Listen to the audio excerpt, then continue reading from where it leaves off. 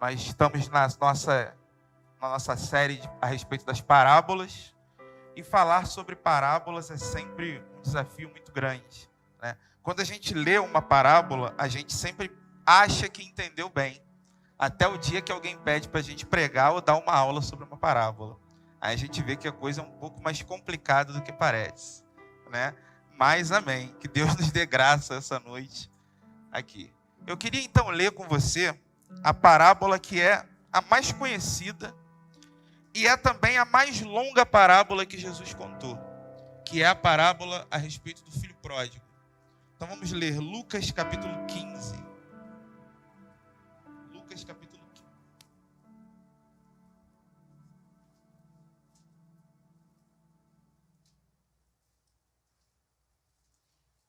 Lucas capítulo de número 15. Nós vamos ler a partir do verso 11. Do verso 11 até o 32. Lucas, capítulo de número 15. Quem achou, diga amém. Amém. Todo mundo está afiado. Lucas 15, a partir do 11, diz assim: E disse: Um certo homem tinha 2 filhos. E o mais moço deles disse ao pai: Pai, dá-me a parte dos bens que me pertence. E ele repartiu por eles a fazenda. E poucos dias depois, o filho mais novo, ajuntando tudo, partiu para uma terra longínqua, e ali desperdiçou os seus bens, vivendo dissolutamente. E havendo ele gastado tudo, houve naquela terra uma grande fome, e começou a padecer necessidades. E chegou-se a um dos cidadãos daquela terra, o qual mandou para os seus campos a apacentar porcos. E desejava encher o seu estômago com as alfarrobas que os porcos comiam, e ninguém lhe dava nada.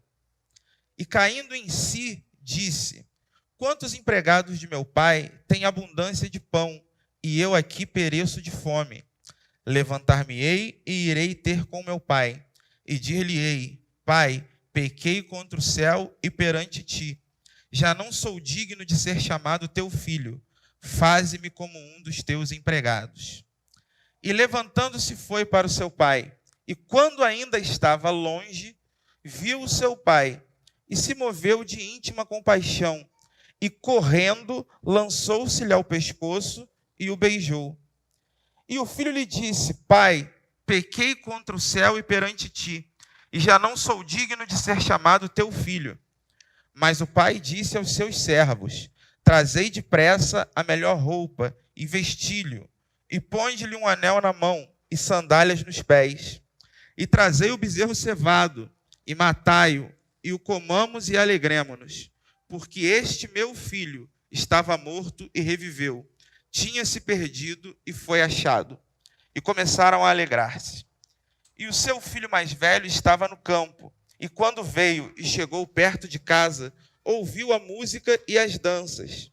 E chamando um dos seus servos, perguntou-lhe que era aquilo. E ele lhe disse: Veio teu irmão e teu pai matou o bezerro cevado, porque o recebeu são e salvo. Mas ele se indignou e não queria entrar. E saindo o pai, instava com ele, mas respondendo ele disse ao pai: Eis que te sirvo há tantos anos, sem nunca transgredir o teu mandamento, e nunca me deste um cabrito para alegrar-me com os meus amigos. Vindo, porém, este teu filho, que desperdiçou seus bens, com as meretrizes, mataste-lhe o bezerro cevado. E ele lhe disse: Filho, tu sempre estás comigo, e todas as minhas coisas são tuas. Mas era justo alegrarmos-nos e folgarmos-nos, porque o teu irmão, que estava morto, reviveu, tinha se perdido e foi achado. Amém. Essa parábola, como eu disse, ela é a parábola mais longa que Jesus contou. Tanto é que vocês viram quanto tempo nós levamos aqui para lê-la, do início ao fim. Mas o contexto em que essa parábola está inserido, ele é um contexto muito importante, que nós precisamos observar para ter um melhor entendimento da parábola. Essa parábola está no capítulo 15 do Evangelho escrito por Lucas. Esse capítulo, ele traz outras duas parábolas. Se você olhar aí, e eu peço que você mantenha a sua Bíblia aberta no texto que nós acabamos de ler. Se você olhar o capítulo 15 de Lucas, ele começa com outras duas parábolas. A primeira parábola é a parábola da ovelha perdida. A parábola que conta a história de um pastor que estava cuidando de 100 ovelhas. Uma dessas ovelhas sai, vai embora, e esse pastor deixa as 99 no deserto e vai atrás dessa ovelha que se perdeu e a recupera. A segunda parábola é a parábola da dracma perdida, que diz respeito a uma mulher que tinha 10 dracmas, perde uma das suas dracmas dentro de casa e procura até que ela encontre essa dracma e ela então se alegra por tê-la encontrado.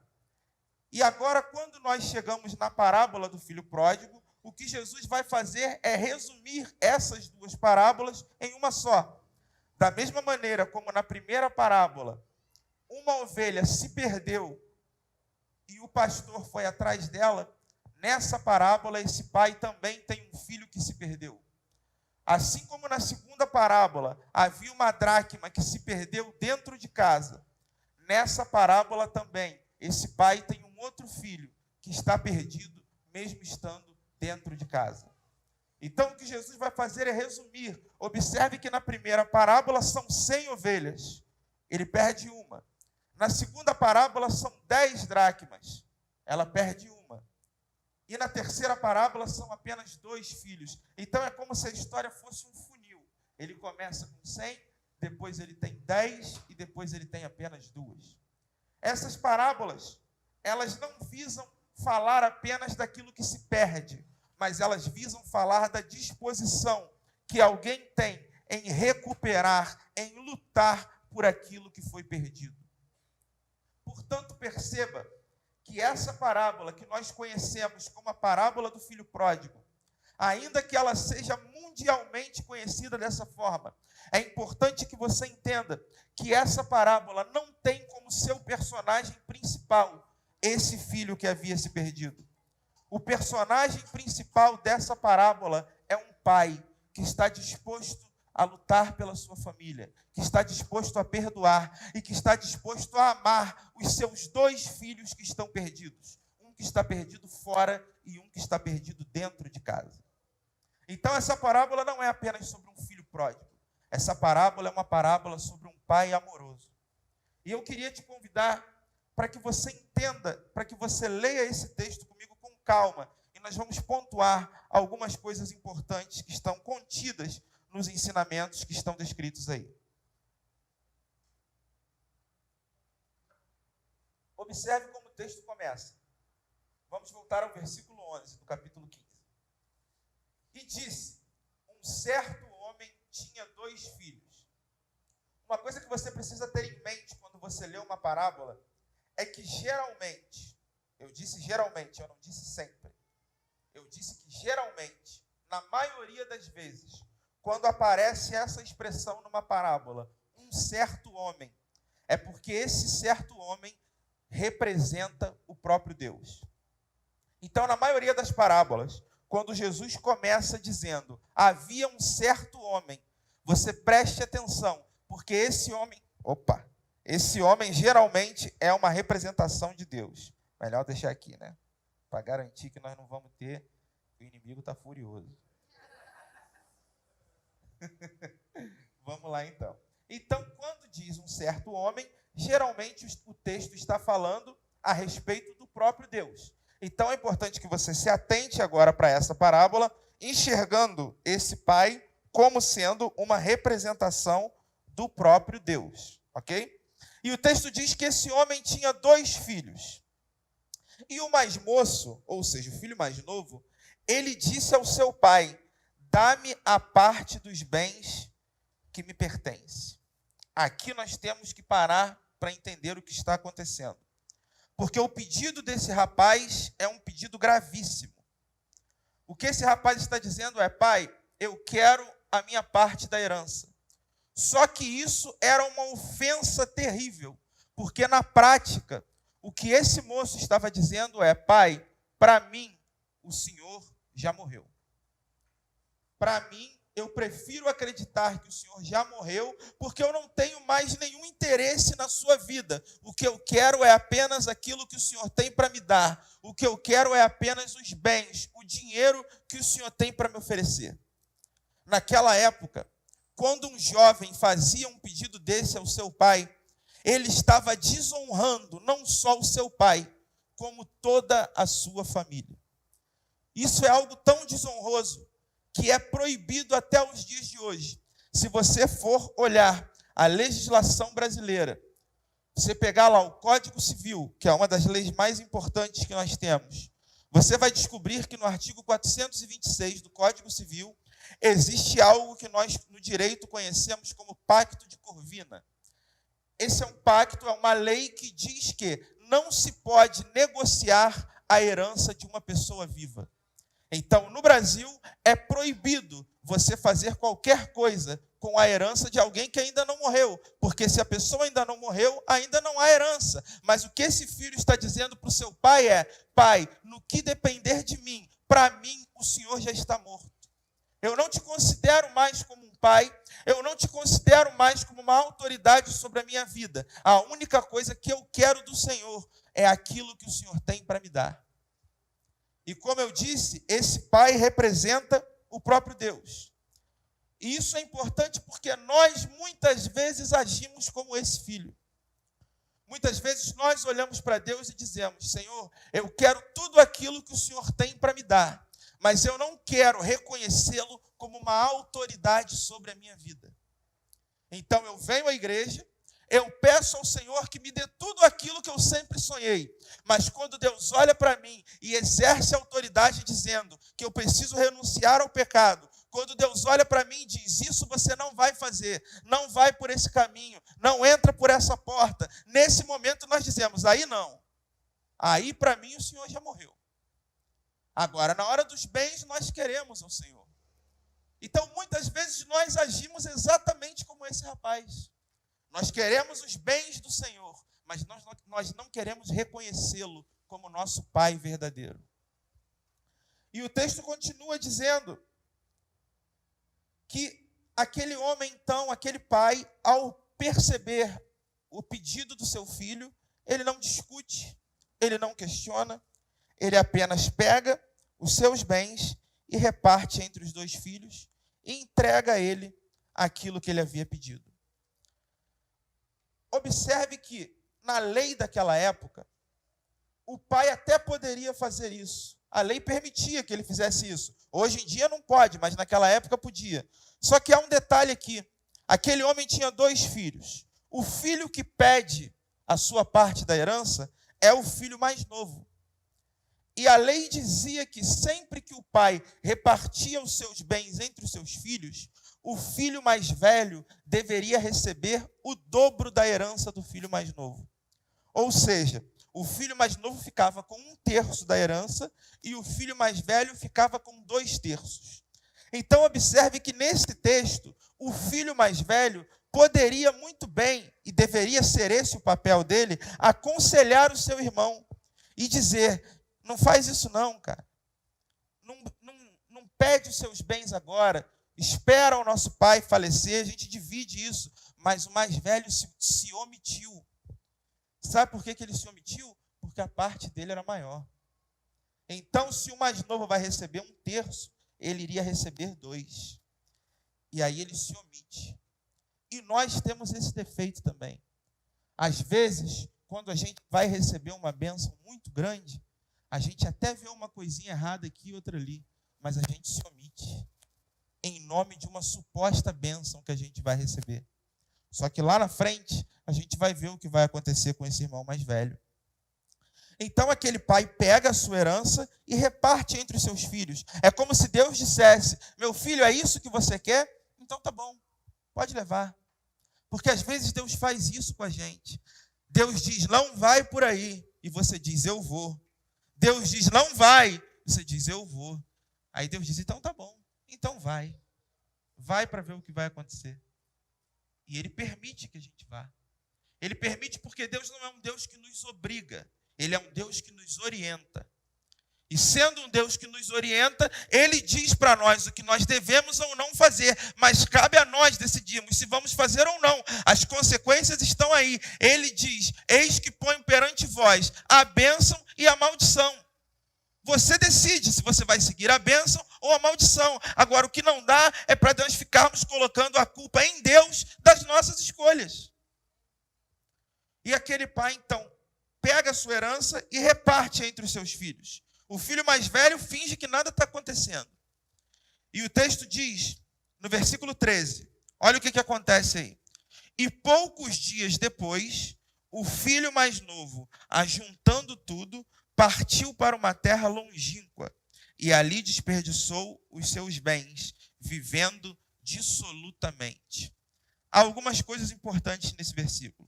A primeira delas, o filho recebeu a herança e foi embora no mesmo momento? Sim ou não? O que o texto diz aí? Poucos dias. Isso significa que ele não foi embora no mesmo dia. Ele ainda ficou alguns dias depois de ter recebido a herança. Isso mostra que quando Deus nos abençoa, o fato de nós nos mantermos fiéis durante algum tempo não significa que nós nos manteremos fiéis para sempre. Aquele filho recebeu a herança e ainda ficou alguns dias em casa. Mas depois ele percebeu o seguinte, meu pai já me deu o que eu queria, quer saber de uma coisa? Aí ele fala aquela frase perigosíssima: eu vou viver a minha vida. E ele vai embora. E às vezes isso funciona na nossa vida assim também. Deus nos abençoa, a gente fala aleluia, glória a Deus. No primeiro dia, aleluia, glória a Deus. No segundo dia, aleluia, glória a Deus. Deus me deu um carro zero, ô glória. No primeiro dia eu sou o primeiro a chegar na igreja. Estaciono meu carro ali. No segundo dia, eu já sou o segundo a chegar na igreja. Mas eu chego com o meu carro. Depois de uma semana, eu estou pegando meu carro na hora do culto e indo para a praia. Porque é assim que o pródigo funciona. Ele pega a bênção que Deus dá e transforma essa bênção em uma maldição. E o texto diz que aquele filho, depois de poucos dias, ajuntou tudo o que ele tinha e partiu para uma terra longínqua, para uma terra distante, porque ele não podia ficar numa terra próxima de onde ele morava, porque ele havia desonrado a sua família. E a lei de Moisés dizia que o filho que desonrasse os seus pais, ele receberia como pena a morte por apedrejamento. Então aquele rapaz sabia que ele precisava ir para longe, porque se ele ficasse perto, ele seria condenado pela lei. E geralmente, quando nós estamos em pecado, você já percebeu que a pessoa, quando ela está em pecado, ela tem uma tendência de se afastar? Ela tem uma tendência de ir para longe. Porque o pecado faz com que nós não queiramos estar perto de onde nós podemos ouvir a palavra condenando aquilo que nós fazemos. Então a pessoa vai para longe, vai para uma terra distante, onde ninguém vai bater no ombro dela e dizer: filhão, você está errado, você precisa voltar, você precisa rever aquilo que você está fazendo. Não, eles preferem ir para longe, para fingir que nada está acontecendo. Aquele rapaz, então, vai para uma terra distante. E o texto diz que naquela terra ele desperdiça tudo que ele tinha, vivendo dissolutamente. A palavra grega que é traduzida aí como dissolutamente, é uma palavra que dá a ideia de que ele gastou tudo sem pensar no futuro. E às vezes a gente vive dessa forma também. A gente vive hoje sem pensar no futuro. E aí você diz assim: mas Jesus disse, basta cada dia o seu mal. Vivo hoje. Sim, Jesus disse que o amanhã não deve ser motivo de ansiedade, não deve ser motivo de preocupação. Mas o amanhã deve sim ser planejado, deve ser projetado, porque Deus não trabalha com desorganização. Mas aquele jovem saiu de casa e gastou tudo o que ele tinha sem pensar no amanhã.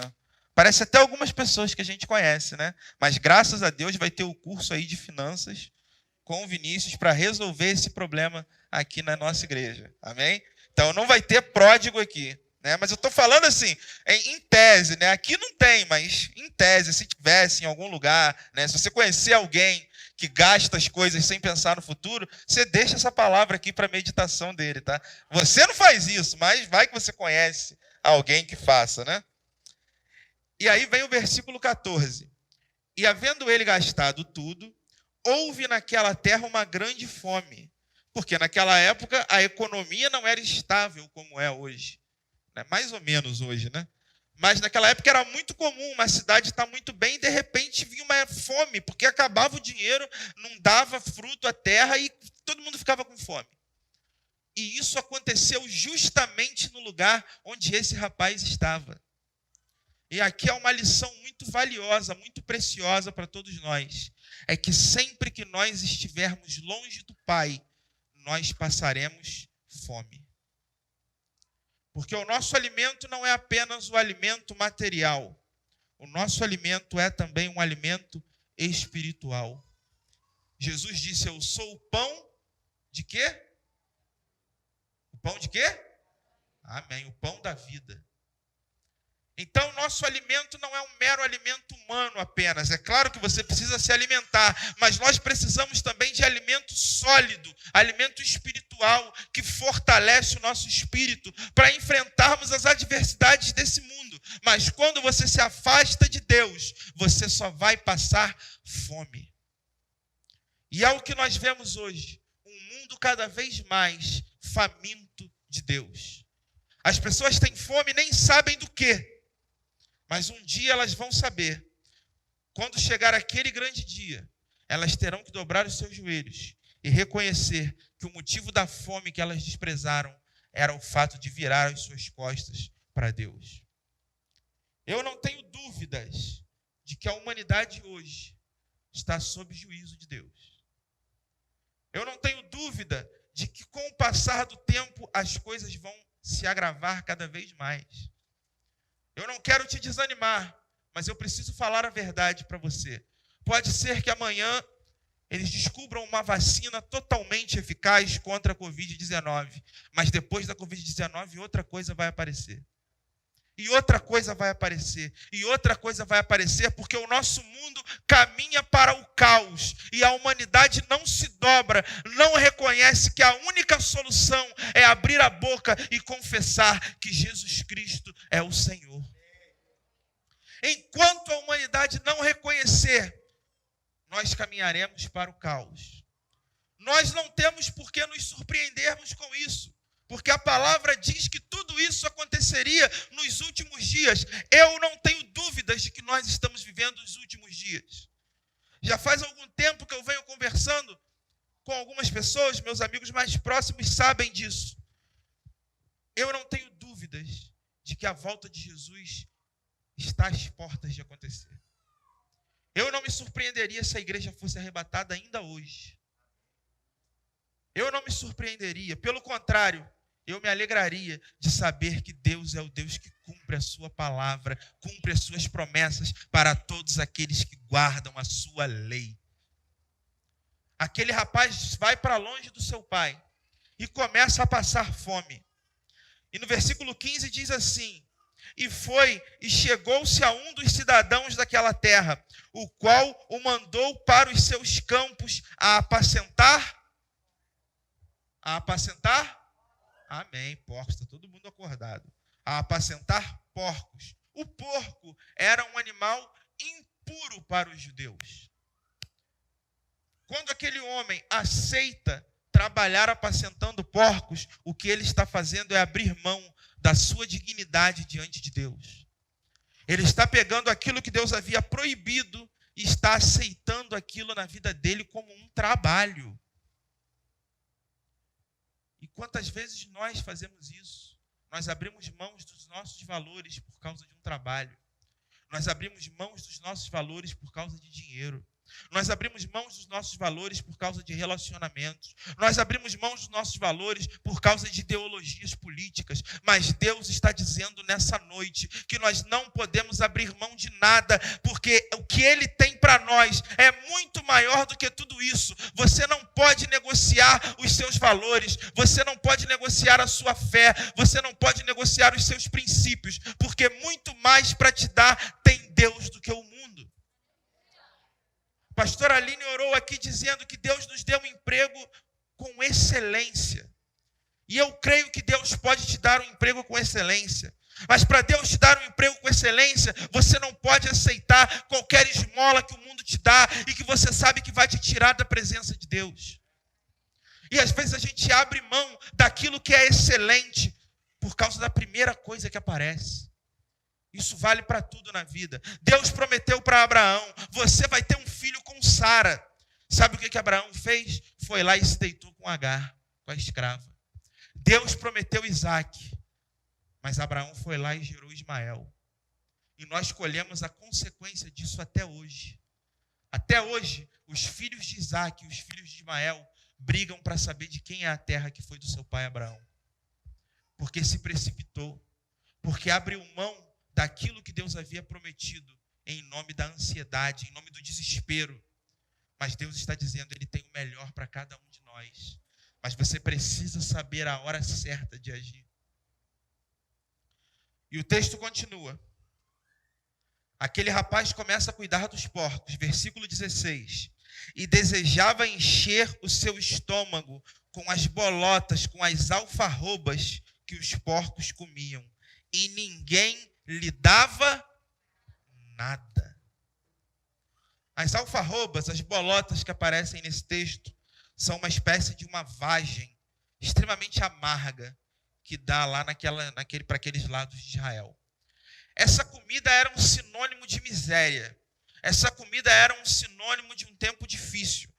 Tanto é que na época de Jesus os rabinos tinham um ditado e eles diziam assim: Israel só se arrepende quando Deus coloca eles para comer alfarrobas. Israel só se arrepende quando chega no fundo do poço. É isso que essa comida representava. E esse jovem desejava comer justamente essa comida. Observe, o texto não diz nem que ele comeu, diz que ele desejava comer. Não chegou nem a comer. A situação estava tão feia para o lado dele que ele desejou e não comeu. E o texto diz que ninguém lhe dava nada. Meu irmão, deixa eu dizer uma coisa para você. Eu não sei o quão longe você está do seu pai aqui nessa noite. Alcino, eu não estou longe não, eu estou aqui na igreja, mas eu não estou falando de vir à igreja só. Eu estou falando de estar longe de relacionamento. Eu estou falando quanto tempo você não fecha a porta do teu quarto e tem uma boa conversa com seu pai lá. Eu estou falando quanto tempo você não sente mais a presença, a plenitude do Espírito Santo na tua vida. Há quanto tempo você não fala mais em línguas estranhas? Há quanto tempo você não exerce mais os dons que Deus te deu? Porque você está longe do seu pai. Mas quanto mais longe do seu pai, mais você descobre que o mundo não tem nada para te dar. Quantas pessoas se afastam na ilusão de que vão conseguir ter uma boa vida lá fora? E no começo é isso mesmo. É igual campanha política. No começo é uma maravilha. No primeiro ano de governo, mas quando o tempo vai passando, você percebe que aquilo que eles te dão com uma mão, eles tiram com as duas. Porque o mundo não tem nada para te dar. Talvez você tenha entrado aqui essa noite com a sua fé fraca.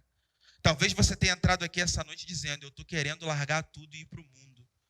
Deus te trouxe aqui para te dizer: não faz isso. Porque o mundo não tem nada para você. O mundo pode tentar te enganar, o mundo pode tentar te iludir, mas quando você estiver lá no fundo do poço, eles vão virar as costas para você. E quem já esteve lá sabe do que eu estou falando. Porque tem muita gente que cresceu no Evangelho e não tem ideia de como as coisas funcionam lá fora. Mas quem já esteve lá fora sabe que quando você chega no fundo do poço, o mundo não tem nada para te dar. Os seus amigos que estão lá com você, quando o copo está cheio, quando a conta bancária está gorda, quando você estiver no fundo do poço, eles vão sumir e vão procurar outro trouxa para pagar para eles. É assim que funciona, meu irmão. Eu não vou ficar aqui dizendo para você algo, tentando suavizar. A verdade é essa. Às vezes a gente vê pessoas que estavam aqui conosco um dia e que hoje estão lá fora, se entregando ao mundo. Essas pessoas não sabem, ou fingem não saber, que estão cavando a sua própria cova. Mas eu louvo a Deus, porque ainda há pessoas dispostas a viver uma vida de fidelidade ao Senhor. E o texto continua dizendo, versículo 17. Olha o que vai acontecer agora. E caindo em si. Deixa eu dizer uma coisa para você. O melhor tombo que alguém pode levar é cair em si. Porque às vezes existem pessoas que vivem a vida dela, ele está se afundando cada vez mais, mas ele nunca cai em si. Ele não percebe o tamanho da besteira que ele está fazendo. Mas esse jovem caiu em si e disse: quantos empregados de meu pai têm abundância de pão, e eu aqui pereço de fome. E olha o que ele vai dizer, versículo 18. Levantar-me-ei, preste muita atenção nisso aqui. Levantar-me-ei e irei ter com meu pai. E dir-lhe-ei: Pai, pequei contra o céu e perante ti. Já não sou digno de ser chamado teu filho. Faze-me como um dos seus empregados. Atente para o final desse texto, o que ele diz que vai pedir ao pai. Faze-me como um dos seus empregados. Aquele jovem, então, vai em direção ao seu pai. Observe que na mente dele ele está pensando o seguinte: os empregados do meu pai têm comida e eu estou aqui passando fome. Ele não está disposto a voltar ao pai dele para pedir perdão. Ele não está arrependido do que ele fez. Ele está voltando ao pai dele apenas porque ele quer comer. O que ele quer é pegar mais bens ainda do seu pai. Esse jovem não está demonstrando nenhum arrependimento. O que esse jovem está dizendo é: eu vou lá porque meu pai vai me dar comida. Ele até faz um discurso: Pai, pequei contra o céu perante ti, já não sou digno de ser chamado teu filho. Mas o que ele quer é comida. Ele em nenhum momento diz assim: eu errei contra o meu pai e eu vou lá pedir perdão. Não, ele só quer comida. O pensamento dele é só nos bens materiais. E é um perigo quando nós vivemos a nossa vida pensando apenas naquilo que é material. É por isso que nós consideramos teologias como a teologia da prosperidade como sendo heresias, como sendo maldições dentro da igreja.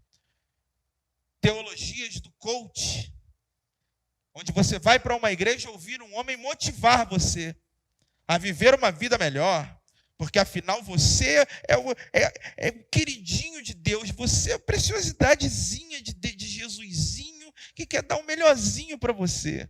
Você é o ponto fraco de Deus. Até isso já disseram por aí. Como se nosso Deus Todo-Poderoso, o guarda de Israel, tivesse ponto fraco. E se ele tivesse, com certeza não seríamos nós. Mas não. Hoje em dia as pessoas vão para a igreja para ouvir esse tipo de coisa. Não, porque Deus ele está te colocando no colinho dele. Porque Deus ele vai dar para você um algodão doce essa noite. A Bíblia diz que Deus é um fogo consumidor. E as pessoas estão brincando com isso. As pessoas estão brincando com um Deus que é amor, mas que também é justiça. Um Deus que é paz, mas também é batalha. Um Deus que ama, mas que corrige os seus filhos. Então, sempre que você ouvir um pregador, um suposto pregador, dizendo esse tipo de coisa, que Deus só quer o melhor para você, que você é o amorzinho de Deus, que você pode fazer o que você quiser da sua vida, que Jesus vai te colocar no colinho dele, saiba que você está diante de um herege. Então para de ficar pegando essas coisas e compartilhando no teu Instagram, ficar pegando essas coisas desses homens que não tem nada a dizer e ficar levando para dentro da tua casa. Pega a palavra, analisa a palavra, porque é aqui que estão as palavras de vida eterna. E hoje em dia as pessoas compram qualquer discurso na internet. Compram qualquer pregação na internet e pegam aquilo como se fosse a verdade. Hoje em dia eu estou passando por uma luta, eu entro no YouTube e digito assim: pregação para quem está passando por luta. Aí é fácil, né? Ai, minha mãe brigou comigo. Pregação para quem a mãe brigou. Agora a vez pegou, né? Agora pegou, agora foi na veia, né? Pregação para quem não honra pai e mãe, mas quer ficar bem. E se procurar, deve ter, hein? Já procurou? Olha que deve ter. E assim as pessoas vão levando a vida, como se o evangelho fosse um restaurante, onde você chega, olha o cardápio e diz: hoje eu quero uma pizza de carro zero. Hoje eu quero um prato de casa nova. Deus está olhando para isso tudo e está dizendo: está chegando a hora de eu exercer a minha justiça sobre a terra. Está chegando a hora em que o cálice da ira do Senhor será derramado sobre a humanidade. E as pessoas estão brincando de ser crente. Assim como esse jovem brincou, as pessoas hoje estão brincando. As pessoas hoje estão se acostumando com os pecados. As pessoas hoje têm pecados de estimação. Mas está chegando o tempo em que Jesus está voltando. E se você não estiver com azeite na sua lamparina, você vai ficar de fora. E o texto continua, versículo 20. E levantando-se foi para seu pai. Olha o que acontece agora, versículo 20. Levantando-se foi para seu pai, e quando ainda estava longe, viu o seu pai. Meu irmão, eu tenho uma boa notícia para você nessa noite. Não importa o quão longe você esteja, Deus não tira os olhos de você. Não importa quão longe você esteja, Ele está te vendo. Ele não deixa de te ver, Ele não deixa de te observar. Ele está vendo cada passo que você dá. Uma das passagens que eu considero mais lindas na Bíblia Sagrada está em Gênesis capítulo 16. Até falei dela já aqui. Quando Sara diz a Abraão para que ele se deite com a sua escrava, Agar. Abraão se deita com aquela escrava e gera Ismael. Mas quando Ismael nasce, Sara fica com ciúme da escrava, que tinha filho e ela não, e manda Agar embora de casa.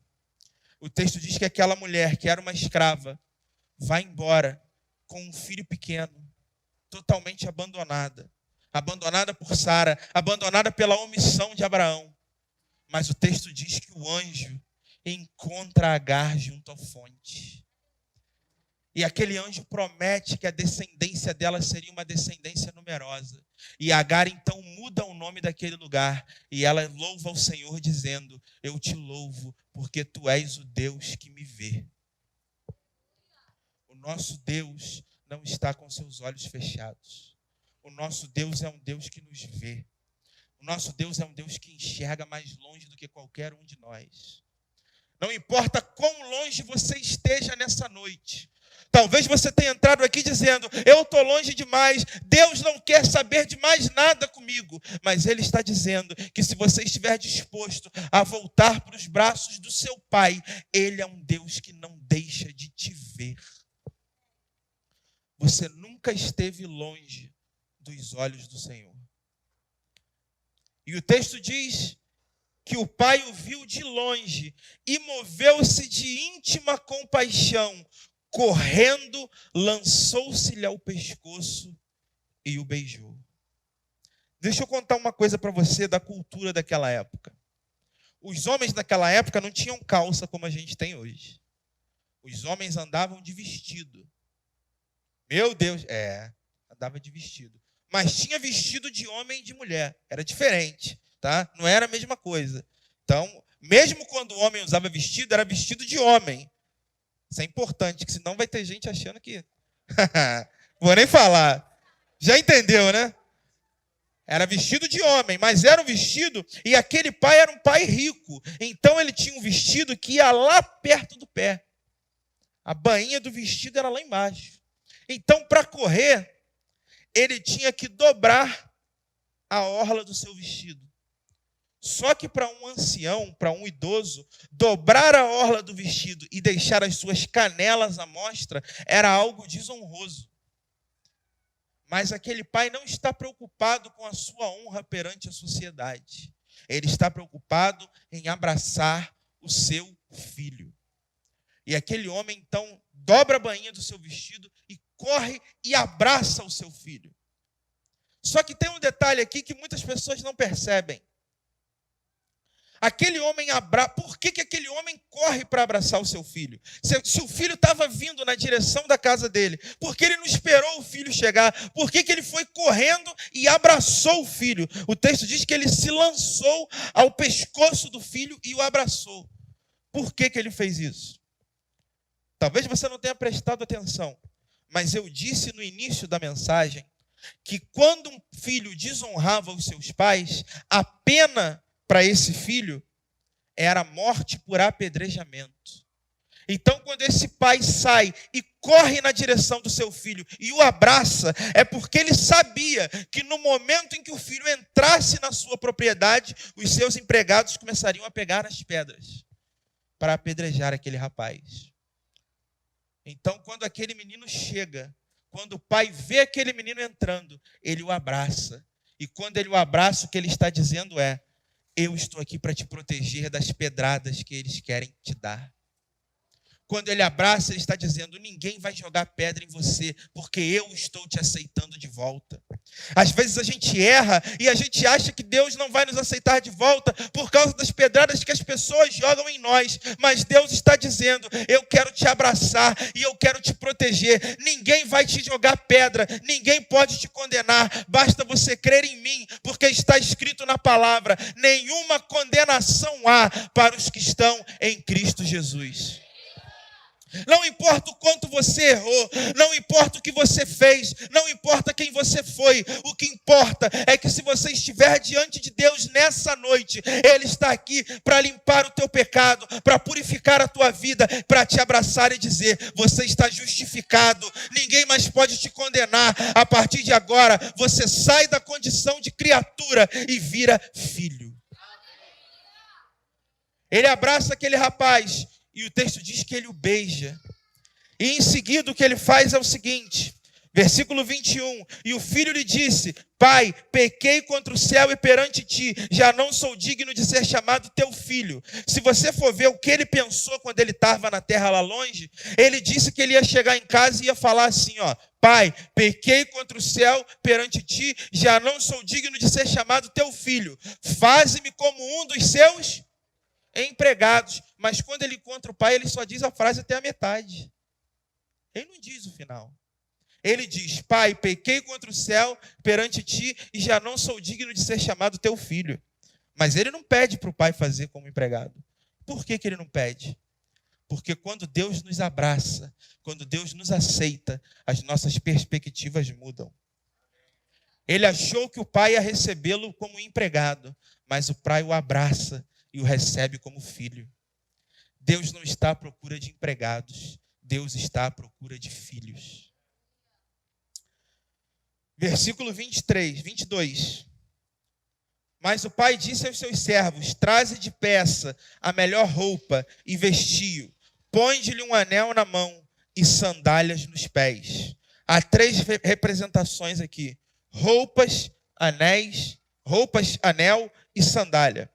Roupa representa posição na família. Quanto mais rico você era, mais nobre era o tecido das suas vestes. Então, quando aquele pai diz que para colocarem uma roupa no seu filho, o que ele está dizendo é: a partir de agora o meu filho volta a ser reconhecido como alguém da minha família. Ele manda colocar um anel. O anel representava o selo da família. Então, quando a família queria concordar com alguma coisa, eles iam lá e selavam aquilo com o anel. O anel tinha uma espécie de carimbo em que eles selavam. Então, se você queria comprar alguma coisa, você ia lá e selava com o seu anel. É como se o pai estivesse dizendo: filho, você gastou tudo que você tinha, mas eu estou te dando meu cartão de crédito, Platinum, para você gastar. Está aqui o meu anel, de volta no seu dedo. E, além disso, ele dá também sandálias. Por que ele dá sandálias para o seu filho? Porque o filho achou que ele ia chegar lá e ia ser um empregado. Só que na cultura judaica do primeiro século, quem era empregado tinha que andar descalço. Mas quem era senhor usava sandália. Então o que aquele pai está fazendo é dizendo: eu estou devolvendo para você a condição de filho que pode mandar nos empregados. Você não vai ser um empregado, você vai mandar nos empregados. Porque sandália representava que ele era um homem livre, que ele era um homem com autoridade. É por isso que quando João Batista vê Jesus chegando no Rio Jordão, ele diz que ele não era digno nem de desatar as sandálias dos pés de Jesus. Porque sandália era algo que só os senhores tinham. E aquele pai manda colocar sandálias nos pés do filho. Versículo 23. E trazei o bezerro cevado, e matai-o, e comamos, e nos alegremos. Bezerro cevado, carne nobre, vitela. Parecida com a que vai ter aqui amanhã. Eu profetizo. Bezerro cevado, aquele pai pega o melhor animal que ele tinha, a melhor carne, a carne mais nobre, e mata para se alegrar com o seu filho. E ele diz: eu estou alegre porque o meu filho, que estava morto, reviveu, estava perdido e foi achado. Eu quero dizer uma coisa para você nessa noite. Se você se comprometer a estar diante de Deus, vai chegar o dia em que você também vai participar de um banquete com seu pai. Esse banquete não vai ser aqui na terra. Esse banquete vai ser lá no céu. O nome desse banquete é Bodas do Cordeiro. Vai ser uma grande festa, onde você vai se alegrar, onde o noivo vai receber a sua noiva para o casamento que durará para toda a eternidade. Mas para isso, você precisa nessa noite voltar para a casa do seu pai. E a pergunta que eu quero fazer para encerrar essa mensagem é: quem é você nessa parábola? Eu ia falar do irmão, mas não vai dar tempo, fica para a próxima. Quem é você nessa parábola? Você pode ser o filho que esteve distante e que sabe que precisa se consertar com seu pai nessa noite. Talvez você esteja muito longe de Deus. O teu corpo está aqui na minha frente, mas a tua mente, as tuas vontades, os teus desejos estão distantes. Deus está te chamando nessa noite para um conserto. Mas pode ser que você também seja o pai nessa parábola. Pode ser que alguém tenha decepcionado você. Pode ser que alguém tenha virado as costas para você. Pode ser que alguém tenha te feito mal. Mas Deus te trouxe aqui para dizer que essa é a noite de você ir até essa pessoa, abraçá-la e liberar perdão. Essa é uma noite de conserto. Talvez você tenha vindo aqui buscar outra coisa, mas Deus te trouxe aqui para fazer uma surpresa para você. Talvez você tenha vindo aqui esperando uma bênção, esperando uma promessa, mas Deus te trouxe aqui para você se consertar com Ele. Porque nada disso pode acontecer se você não estiver com a sua vida diante do altar.